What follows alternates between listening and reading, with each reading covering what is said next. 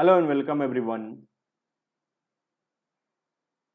सितंबर month में आने वाले ड्यू डेट्स, जो इम्पोर्टेंट डेट्स हैं, जो आपको रिमेंबर रखने हैं और उस डेट्स तक कौन कौन सी फाइलिंग करनी है जीएसटी के अंदर, इनकम टैक्स के अंदर, पीएफ ईएसआई के अंदर, आरओसी की फॉर्म्स जो फाइल हमें करनी है, उसी के रिगार्डिंग ये वीडियो है।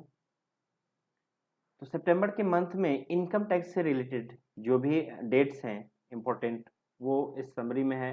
7 सितंबर को आपको टीडीएस या टीसीएस जो भी आपने लास्ट मंथ में, अगस्त के मंथ में जो भी डिडक्शन या कलेक्शन हुआ है, तो उसकी डिपॉजिट की डेट्स है 7 सितंबर।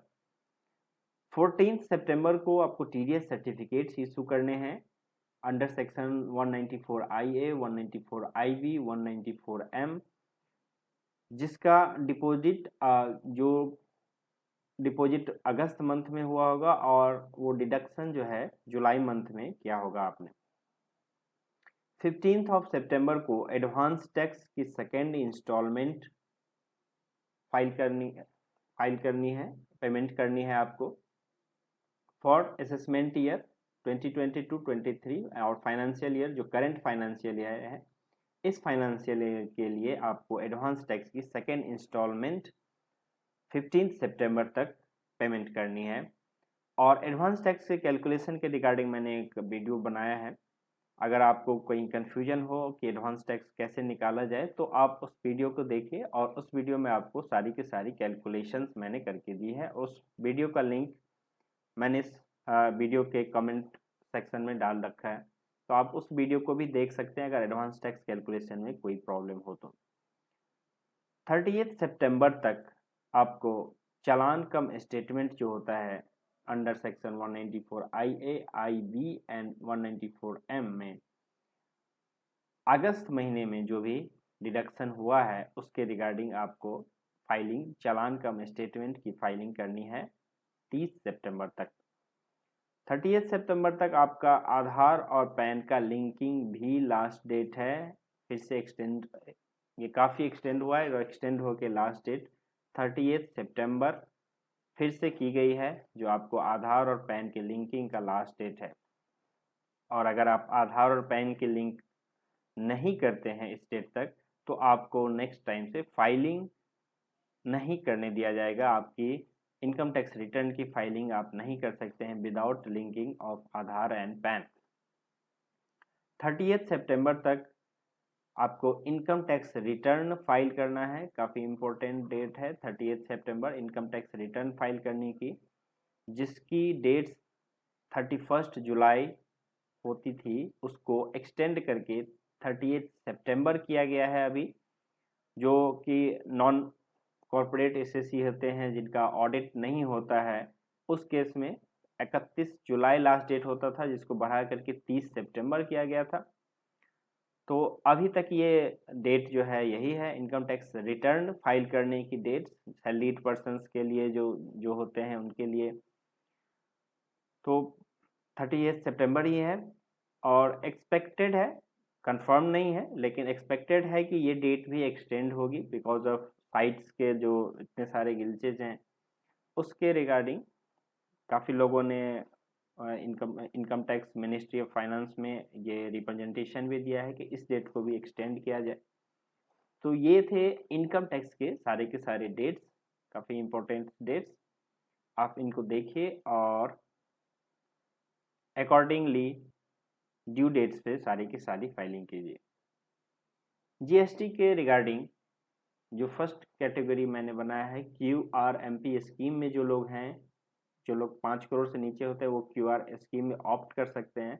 तो जिन्होंने ऑप्ट किया हुआ है QRMP स्कीम में, उनके लिए दो डेट, ग्रुप ए हो या ग्रुप बी हो स्टेट्स के, IFF अगस्त 2021 का लास्ट डेट है सितंबर 13, 2021।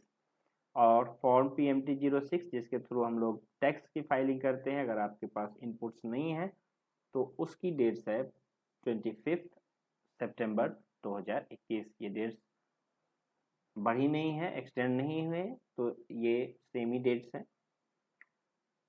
नेक्स्ट कैटेगरी, जिन लोगों की टर्नओवर 5 करोड़ से तो नीचे है बट उन्होंने QRMP स्कीम में ऑप्ट नहीं किया है, वो एज ए रेगुलर स्कीम में फाइलिंग कर रहे हैं, तो उनको GSTR 3 भी फाइल करना होता है, GSTR 1 फाइल करना होता है। तो GSTR 1 फाइल करने की डेट है September 11, 2021 फॉर द पीरियड अगस्त 2021 के लिए। अगस्त महीने की GSTR 1 फाइल करने की लास्ट डेट September 11, 2021। अगस्त महीने की GSTR 3 भी फाइल करने की डेट September 20, 2021 है, जो लोग QRMP स्कीम में ऑप्ट नहीं किए हुए हैं उनके लिए। नेक्स्ट डेट है जिन लोगों का टर्नओवर 5 करोड़ से ऊपर है, उनको 2 फॉर्म्स जो मंथली फाइल करने पड़ते हैं। GSTR 1 फाइल करने की डेट्स है अगस्त महीने की September 11 एंड GSTR 3 भी फाइल करने की डेट है September 20 for the month of August.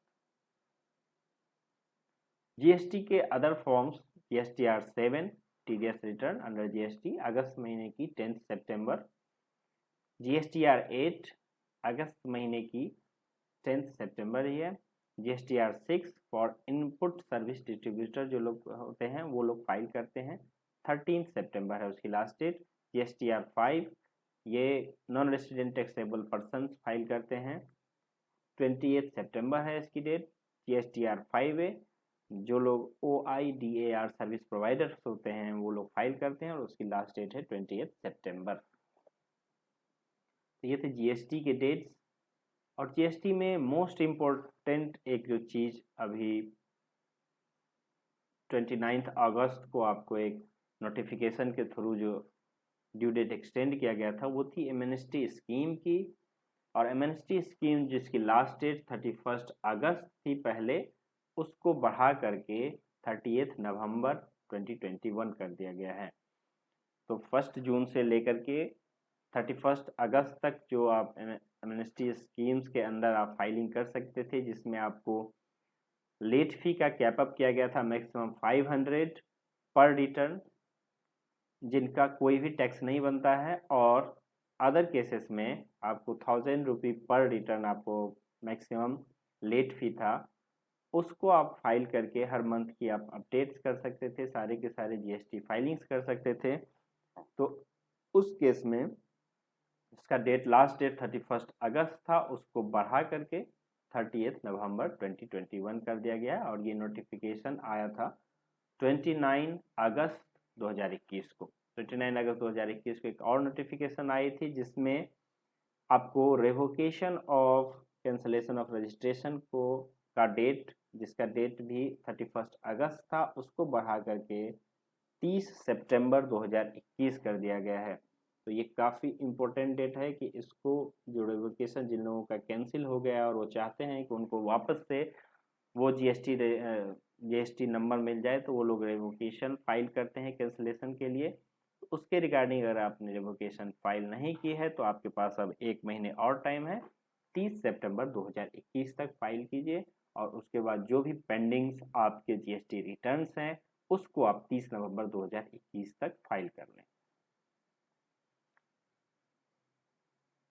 Filing of GSTR by company using EVC code से भी अब कंपनी का फाइलिंग कर सकते हैं आप। उसकी डेट जो 27/4/2021 से 31 अगस्त 2021 तक थी, उसको बढ़ा करके 31 अक्टूबर 2021 तक कर दिया गया है।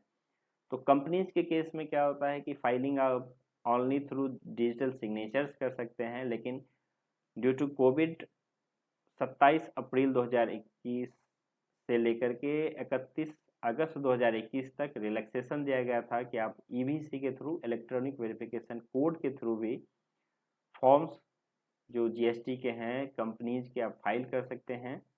तो उस डेट को अब 31 अक्टूबर 2021 कर दिया गया है। तो अब 31 अक्टूबर 2021 तक अब आप विदाउट DST EVC से भी वेरीफाई कर सकते हैं GSTR 3 भी, GSTR 1, IFF जो भी आप फाइल कर रहे हैं उस फाइलिंग्स को GST के अंदर में EVC के थ्रू आप फाइल कर सकते हैं। नेक्स्ट डेट है ईपीएफ और ईएसआई का, जो कि यूजुअल डेट है 15 सितंबर तक आपको पीएफ की पेमेंट करनी है for the month of August 2021 and 15 सितंबर तक आपको ईएसआई की पेमेंट करनी है फॉर द मंथ ऑफ अगस्त 2021।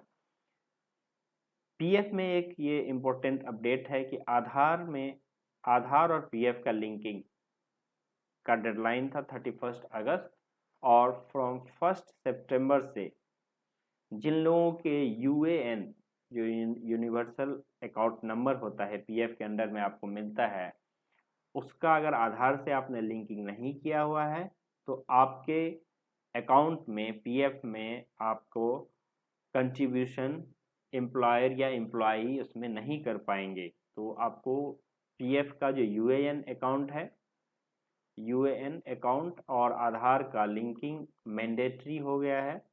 आप इसको इमीडिएट कीजिए, बिकॉज अगर आपका आधार का लिंकिंग नहीं है तो आपके अकाउंट में पीएफ का कंट्रीब्यूशन अब नहीं जा सकता है। तो ये पीएफ में थे अपडेट्स।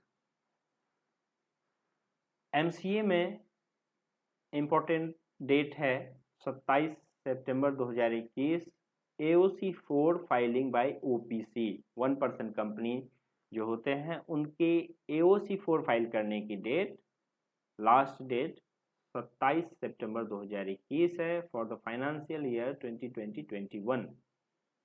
बिकॉज हम एओसी 4 ओपीसी में जो फाइल करते हैं 180 डेज फ्रॉम 1 अप्रैल 2021, जब फाइनेंशियल ईयर एंड होता है उसके 120 डेज के अंदर में आपको एओसी 4 ओपीसी की फाइल करनी होती है।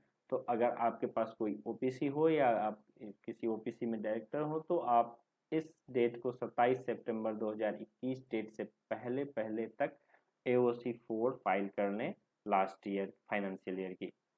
DIR 3 केवाईसी की लास्ट डेट 30 सितंबर है। ये भी एक इम्पोर्टेंट डेट है। जिन लोगों के पास डायरेक्टर आइडेंटिफिकेशन नंबर है, डिन नंबर जिसे हम कहते हैं, अगर उनके पास हैं, वो चाहे किसी कंपनी में डायरेक्टर हो या ना हो, उनको DIR KYC मैंडेटरी है। ये हर साल होता है और आपको 30 सितंबर 2021 से पहले पहले DIR KYC करनी पड़ेगी। अदरवाइज अगर आप ये डेट तक नहीं करते हैं तो 5000 रुपये का पेनल्टी आपको देना पड़ेगा डिन को एक्टिवेट करने के लिए। आपके इस डेट के बाद डिन डीएक्टिवेट हो जाएगा और 5000 रुपये की पेनल्टी जो है आपको फिर पे करना पड़ेगा। देन आपको ये फाइलिंग कर पाएंगे कोई भी। ये थे सारे के सारे समरी अपडेट्स, और आगे के सारे अपडेट्स के लिए आप हमारे चैनल को सब्सक्राइब कर लीजिए और बेल आइकन भी प्रेस कर लीजिए सो दैट कि जो भी नए अपडेट्स आते हैं उसे आप तुरंत देख सकें। Thank you. और कोई क्वेरी हो तो यहीं यूट्यूब में कमेंट बॉक्स में आप कमेंट करके मुझसे आप पूछ सकते हैं। Thank you.